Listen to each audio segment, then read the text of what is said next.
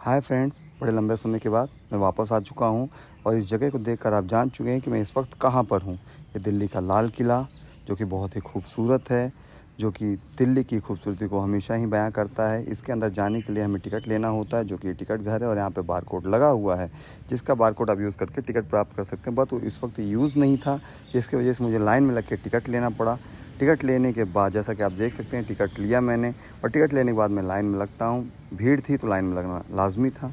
Line में लगने के बाद हम आगे की तरफ बढ़ते हैं। सिक्योरिटी चेक होती है, काफ़ी बहुत ही सुचारू रूप से चल रहा था। फिर सामान चेक करने के बाद हम अंदर की तरफ आगे की तरफ बढ़ते हैं। जैसे जैसे मैं किले की तरफ आगे बढ़ता हूँ, मुझे एक अंदर बहुत ही खूबसूरत फीलिंग्स होती है, बहुत अनुभव प्राप्त होता है। जैसा मैंने पढ़ा था, आप लोग भी कई जगह पढ़ चुके होंगे कि दिल्ली का लाल किला बहुत ही खूबसूरत है, बहुत ही अच्छा लगता है। जो कि मेरा फर्स्ट टाइम था, मैं अंदर जा रहा था तो मुझे बहुत एक्साइटेड था। मैं अंदर आने के बाद मैंने इसकी खूबसूरती को देखकर, इसकी चकाचौंध को देखकर बहुत ही अच्छा लगा, जिसके ऊपर हमारे देश का तिरंगा लहरा रहा था, जो इसकी खूबसूरती को और खूबसूरत बना रहा था। फिर हम इसके फ्रंट गेट से आगे की तरफ बढ़ते हैं और आगे बढ़ते ही हमें शुरुआत में ही यहाँ पर मीना बाज़ार लगा हुआ दिखता है। ये मीना बाज़ार ये नहीं कि आज से लगा हुआ है, जब से ये किला बना हुआ है ये बाज़ार हमेशा ही लगता है।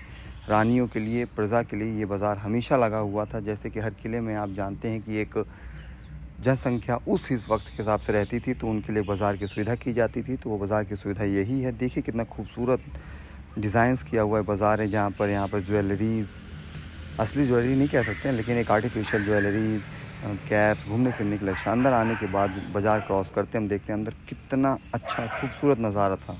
बहुत ही हरियाली थी, एक उद्यान था, बहुत ही खूबसूरत जगह थी। हम अंदर जाते हैं, इस मार्केट्स को क्रॉस करने के बाद अंदर घूमते हैं, फिर और आगे की तरफ बढ़ते हैं। देखते हैं जो देखते हैं, ये म्यूज़ियम था जिसका टिकट हम नहीं ले पाए क्योंकि हम लेट हो चुका था। बट आप लोग आएँ तो ज़रूर घूमें। और ये है सबसे मेन प्लेस, दीवाने आम, जो कि आप जानते हैं यहाँ पर उस वक्त के मुग़ल बादशाह बैठते थे और दरबार लिया करते थे। जनता सामने बैठती थी पर और बादशाह सामने बैठते थे।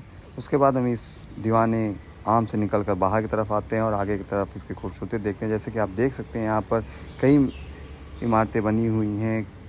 उसके बाद हम आगे की तरफ बढ़ते हैं। फिर ये है हयात बख्श दीवाने ख़ास, मतलब इसका रास्ता दिखाया गया है। फिर यहाँ पे आप इसमें पढ़ सकते हैं, यहाँ के मैप को देख सकते हैं, जो कि 250 एकड़ में फैला हुआ है। उसके आगे तब बढ़ते हैं। फिर ये है सावन भादो मंडप। सावन भादो मंडप, इसे भी बहुत ही खूबसूरती के साथ बनवाया गया था। ये आज बहुत ही जर्जर दिख रहा होगा, बट इसकी खूबसूरती और इसकी नक्काशी को देखकर लगता है कि ये उस वक्त की सबसे खूबसूरत नक्काशी रही होगी। इसके बीच में जो नालियाँ बनी हुई हैं, इसके बीच में फव्वारे, फाउंटेन्स बने हैं। ये है जाफ़र महल, जिसे बहादुर शाह जफ़र ने बनवाया था।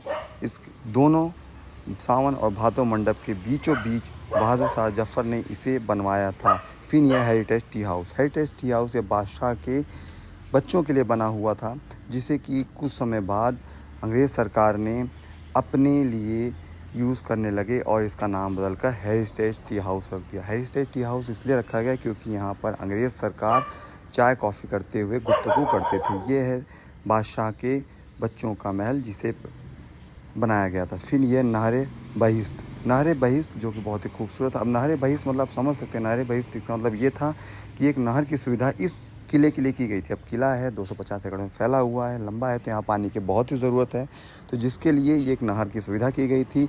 बहुत दूर से नहर के थ्रू उस वक्त इंजीनियरिंग देख सकते हैं आप कि कितनी अच्छी इंजीनियरिंग थी कि नहर की सुविधा की गई थी। इसके बीचों फिर हयात बख्श बाग और मंडप। ये बाग और मंडप अब जर्जर दिख रहा है, बट उस वक्त ये कितना खूबसूरत था। जो कि आज इतना खूबसूरत दिख रहा है, तो उस वक्त तो ये और भी खूबसूरत रहा होगा, क्योंकि इसका रख रखाव उस वक्त होता था। फिर है मोती मस्जिद, जिसे औरंगजेब ने इसके बीचों बीच में बनवाया था। मोती मस्जिद आप नाम से ही वाकिफ़ हो जाते हैं, आपको नाम से पता चलता है कि मस्जिद, यहाँ पर औरंगजेब अपने वक्त में, जब वो लड़ाई पर नहीं होता, जब यहाँ अंदर रहता था, तो समय समय पर अपना नमाज अदा करता था। फिर ये हमाम। हमाम आप जैसे जानते हैं, आप लोग पढ़ चुके हैं, आप जानते हैं हमाम जो कि एक नहाने की जगह होती है, रानियों के नहाने के लिए जगह थी। ये बहुत ही खूबसूरत बनाया है, बहुत ही शानदार है, बहुत ही अच्छा लगता है इसे बाहर देखे। इसके अंदर जाने की परमिशन नहीं थी, बट बाहर से बहुत ही अच्छा दिख रहा था। फिर ये दीवाने ख़ास, जैसे आप लोग जानते हैं, दीवाने आम जनता के लिए और दीवाने ख़ास जो था कि ये सिर्फ इसमें बादशाह अपने मुख्य सलाहकारों के साथ बैठकर सिर्फ यहाँ पर सलाह मशवरा करते हैं। जो सामने आप गद्दी देख रहे हैं, इसी के ऊपर अपना मयूर सिंहासन था। फिर ये खास महल बहुत ही खूबसूरत बनाया गया था, जिसमें सिर्फ बादशाह रहते थे, जिसमें ओनली बादशाह रहते थे। आप देख रहे हैं इसकी खूबसूरती कितनी अच्छी थी। अब बादशाह के लिए है तो इसकी खूबसूरती, इसकी बनावट तो बहुत ही अच्छी होगी। जाने का रास्ता नीचे की तरफ से था। अंदर 3 कमरे बने हुए थे, बहुत ही खूबसूरत। मेरी बेटी यहाँ पर बहुत ही इंजॉय कर रही थी। फिर यह रंग महल बहुत ही खूबसूरत था, जिसे इम्तियाज़ महल का भी नाम दिया गया था। इसे रंग महल कहकर यहाँ पर रानियाँ आती थीं। कई प्रकार के इसमें रंग यूज़ होते थे, अपनी इंजॉयमेंट करती थीं, अपना रंग काफ़ी अपने मज़े करती थी, इसलिए इसको रंग महल नाम दिया गया। फिर यह मुमताज़ महल, जिसे शाहजहाँ ने अपनी बेगम, अपनी बीवी, अपनी पत्नी के लिए बनवाया था। इस वक्त मैं इसको समझ नहीं पाया कि इतना खुला क्यों था, मगर जहाँ तक देख कर लगता है इसके डिज़ाइन, इसके बनावे को देखकर कि बहुत ही स्पेशल रहा होगा। उस वक्त बहुत ही सुंदर था, बहुत ही अच्छा था। इतना घूमने के बाद अब जाहिर है भूख तो लगनी है। यहाँ पे कैंटीन की सुविधा भी अंदर रहती है, जिससे के लिए आप थोड़ा सा खान पान कर सकते हैं। बहुत अच्छी कैंटीन मुझे नहीं लगी, बट फिर भी अगर आपको भूख लगा है और आप थक चुके हैं तो यहाँ पर थोड़ी देर के लिए आप रिफ़्रेशमेंट कर सकते हैं। फिर उसके बाद रिफ़्रेशमेंट करने के बाद फिर हम आगे की तरफ बढ़ते हैं। वैसे मेरा मन तो यहाँ से बाहर जाने का नहीं था, क्योंकि यहाँ अंदर आने के बाद बहुत ही खूबसूरत जगह थी, बहुत सुकून था, शांति थी, अच्छा लगा। यहाँ के डिज़ाइंस, यहाँ के बनाने का तरीका, यहाँ की नक्काशी बहुत ही काबिल तारीफ़, बहुत ही अच्छा था। फिर हम धीरे-धीरे बाहर की तरफ निकलते हैं, क्योंकि बंद होने का समय होने वाला था, क्योंकि यहाँ एक नाइट शो होता है। उस नाइट शो से पहले यहाँ पे सभी को बाहर निकाल दिया जाता है। ये देखिए नाली की सुविधा कितनी अच्छी तरीके से की गई। ये नाली की सुविधा अभी नहीं की गई, उसी वक्त था। छत्ता चौक, अब छत्ता चौक, जिसका मैंने थोड़ी देर पहले बाज़ार का ज़िक्र किया था, उसका नाम एक्चुअल में छत्ता चौक है। अब छत्ता चौक इसलिए क्योंकि यहाँ पर सब इकट्ठे होते हैं। जैसे छत्ता एक होता है मधुमक्खी का, वहाँ पर सब इकट्ठा होते हैं। इसी तरह इस बाज़ार आप लोग जानते हैं, सभी यहाँ इकट्ठा होते हैं, जिसकी खूबसूरती आप देख रहे हैं। बहुत ही अच्छी नक्काशी, बहुत अच्छी खूबसूरती।